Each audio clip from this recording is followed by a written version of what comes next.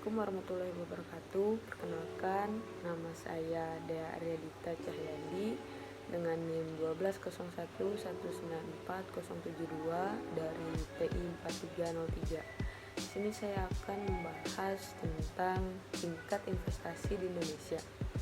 Lagi-lagi di masa pandemi ini sangat meresahkan semua kalangan, dari mulai kalangan atas, kalangan menengah, dan kalangan di bawah.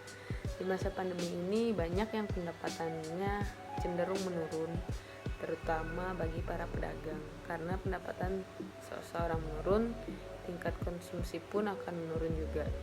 Ini juga berdampak kepada tingkat investasi di masyarakat.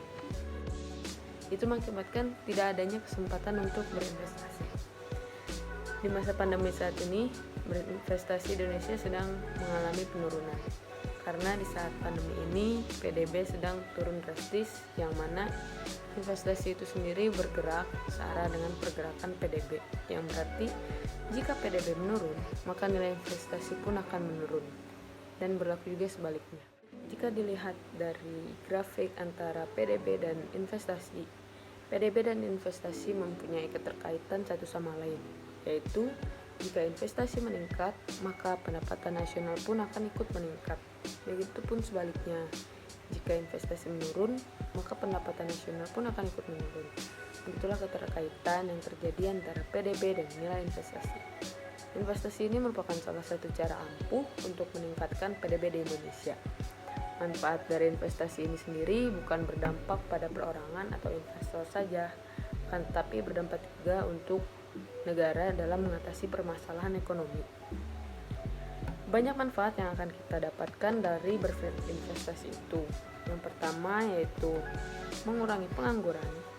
Yang kedua, memajukan negara dalam jangka panjang. Yang ketiga yaitu meningkatkan pendapatan per kapita. Badan Koordinasi Penanaman Modal atau yang biasa disingkat BKPM mempublikasikan data realisasi investasi sepanjang periode April-Juni yaitu triwulan 2 pada tahun 2020 yang mencapai 19,1 triliun, serta data realisasi investasi secara kuantitatif sepanjang periode Januari sampai Juni di semester 1 tahun 2020 yang mencapai 402,6 triliun. Realisasi investasi selama triwulan 2 2020 ini mengalami perlambatan sebesar 4,3% dibandingkan dengan periode yang sama pada tahun 2009 yaitu 200,5 triliun.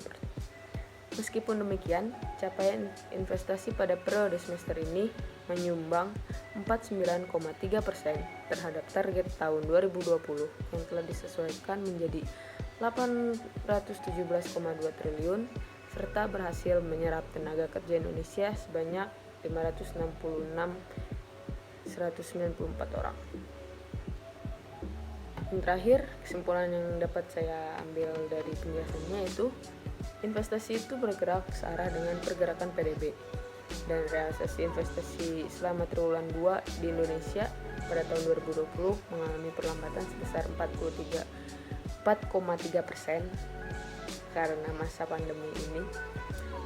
Manfaat dari investasi ini tidak hanya dirasakan oleh perorangan saja, tapi bisa membantu negara untuk mengatasi permasalahan ekonomi. Mungkin itu saja yang dapat saya sampaikan, kurang lebihnya mohon maaf. Wabillahi taufiq wal hidayah. Wassalamualaikum warahmatullahi wabarakatuh.